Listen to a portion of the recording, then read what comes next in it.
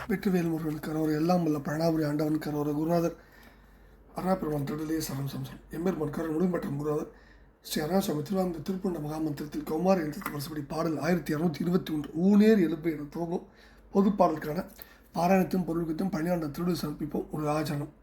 இந்த பாடல் ஒரு மிக இணக்கமான அற்புதமான கருத்தை உள்ளடக்கிய பாடல். என்ன அப்படின்னு பார்த்தோம்னா,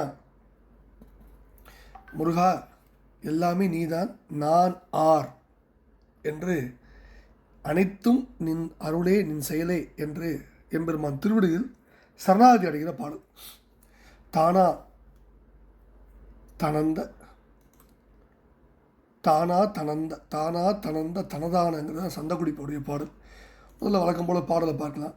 ஊனேர் எலும்பு சீசி மலங்களோடே நரம்பு கசுமாலம் ஊழ்நோய் அடைத்து மாசான மண்டும் ஊனோடு உழன்ற கடைநாயன் நானார் ஒடுங்க நானார் வணங்க நானார் மகிழ்ந்து உணையோத நானார் இறங்க நானார் உணங்க நானார் நடந்து விழ நானார் தானே புணர்ந்து தானே அறிந்து தானே மகிழ்ந்து அருளூரி தாய்போல் பரிந்த தேனோடு உகந்து தானே தழிந்து சிவமாகி தானே வளர்ந்து தானே இருந்த தார்வேணி எந்த அருள்பாலா சாலோக தொண்டர் சாமீப தொண்டர் ஷாரூப தொண்டர் பெருமாடி.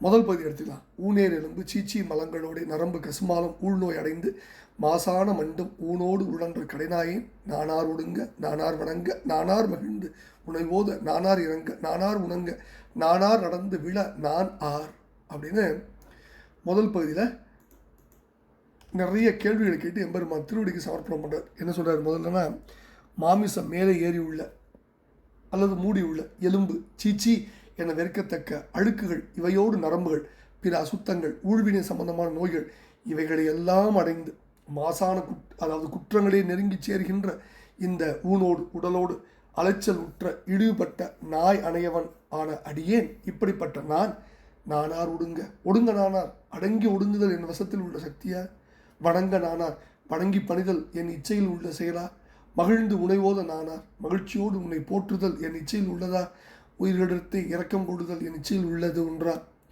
உணங்க நானார் சிந்தை வாடி மெழுதல் அதுதான் என் இச்சையா நானார் நடந்து விழ நானார் நடத்தல் தான் என் இச்சையா விழுதல் தான் இச்சையா என்னால் என்ன முடியும் அப்படின்னு அத்தனை நீதான சமர்ப்பணம் பண்ணுறார் முதல் பதில். ரெண்டாவது பதில் தானே புணர்ந்து தானே அறிந்து தானே மகிழ்ந்து அருளூரி தாய்போல் பறிந்த தேனோடு வந்து தானே தழிந்து சிவமாகி தானே வளர்ந்து தானே இருந்த தார்வேணி எந்த அருள்பாலா சாலோக தொண்டர் சாமீப தொண்டர் ஷாரூப தொண்டர் பெருமாளின்னு முடிகிறார். அதாவது தானே புணரும் பொருளெல்லாம் தானேயாய் அறிபவனும் தானேயாய் மகிழ்பவனும் தானேயாய் அருள் சுரந்து தாய் போன்று பரிந்து அன்பை காட்டும் தேன் அணைய தேவியோடு மகிழ்ந்து செழிப்போடு விளங்கி சிவமாய் திகழ்பவனும் தானேயாய் வளர்பவனும் அடியாது இருப்பவனும் தானேயாய் இங்கனம் தன்னந்தனி நின்று விளங்கும் பெருமான் பூமாலை அணிந்த சடைனராம் எம்பெருமான் சிவபெருமான் அருளிய குழந்தையே.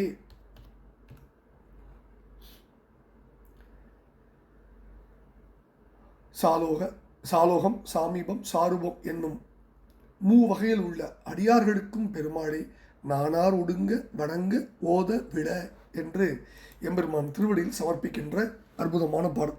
இப்போ இந்த பாடலுடைய 3-4 அடியுடைய கருத்து நம்ம ஏற்கனவே பார்த்த வயலூர் தளத்து திருப்பூருடைய கருத்தை ஒத்த பாடல். என்னால் பிறக்கவும் என்னால் இறக்கவும் அதே கருத்து. அடுத்தது இதனால் அதாவது என்ன அர்த்தம்? எல்லாம் இறைவன் செயல்தான், நம்மால் ஒன்றும் நடக்காது, எல்லாம் அவனை அப்படின்னு அவன் திருவடியில் வணங்கி அனைத்தையும் அவன் திருவடியில் சமர்ப்பிக்கணும். அதுதான் ஒரு உத்தமமான நெறிமுறைன்னு நம்ம குருநாதர் நமக்கு உணர்த்துறார். அடுத்தது தானே புணர்ந்து தானே அறிந்து தானே மகிழ்ந்து அருள்வார் அப்படின்னா இதனால தான் இறைவனுக்கு தான் தோன்றி அப்பர்னு ஒரு பெயர். தனக்கென்று எதுவும் புணரா இயல்பில் தனி ஞான முதல் பொருளான பிரான்பார் தனிய புராணத்தில் பிறவாதே தோன்றி பெம்மான் பிறவா யாக்கை பெரியோன்பார் சிலப்பதிகாரத்தில் பிறவாதே தோன்றி பெம்மான்கிற அப்பர் இதே கருத்தை தான் சொல்கிறாங்க. அடுத்தது தாய் போல பரிந்த தேனோடு உகந்து தாய் போல பரிந்த தேன் அப்படின்னா உமாதேவியார் பெருங்கருணை தாயாகி கவின் காட்டும் அகிலாண்ட நாயகி கருத்துள் வைப்பாம்னு திரு ஆனைக்கா புராணத்தில் வர மாதிரி உமாதேவியார் பெருங்கருணை தாயாகி அந்த கருத்தை இந்த இடத்துல நம்ம குருநாதர் நமக்கு மிக அற்புதமாக வலியுறுத்தி சொல்கிறார். அடுத்தது சாலோக தொண்டர், சாமீப தொண்டர், சாரூப தொண்டர். அதாவது சாயுஜ பதவியில் இறைவனோடு இரண்டரை கலத்தலால் ஏனைய மூவக தொண்டர்களை இந்த இடத்துல குறிப்பிடுறார். இது ஒரு ரொம்ப முக்கியமான ஒரு குறிப்பு. அந்த குறிப்பை நம்ம உணர்ந்து கொள்ள வேண்டும் இந்த திருப்புகழ் படிக்கும்போது. இப்போ என்ன சொல்கிறார் அப்படின்னா, முருகா நான் யார்? சதையின் மேல் மூடி உள்ள எலும்பு, சீச்சி அப்படின்னு அருவருக்கத்தக்க அழுக்குகளோடு நரம்புகள், பிற அசுத்தங்கள், ஊழ்வினை சம்பந்தமான நோய்கள் இவைகள் சேர்ந்து குற்றங்களே நிறைந்த உடலோடு அலைந்து திரிந்த நாயினும் கீழான அடியேன் அடங்கி ஒடுங்குதல்ங்கிறது என் வசத்தில் இருக்குதா? வணங்கி பணிதல் என் இச்சையில் இருக்கா? மகிழ்ச்சியோடு உன்னை போற்றுதல்ங்கிறது என் செயலில் உள்ளதா? உயிரிடத்து இரக்கம் காட்டுதல் என் வசத்தில் உள்ளதா? சிந்தை நொந்து வாடுதல் அதுவாது என்னால் கூடுமா? நடப்பது தான் என் இச்சையா அல்லது விடுவது தான் என் செயலா? எதுவும் என் செயல் அல்ல, எல்லாம் என் செயல். சேரும் அனைத்தும் தானேயாகி, அறியும் பொருளும் தானேயாகி, மகிழ்பனும் தானேயாகி, அருள் சுரந்து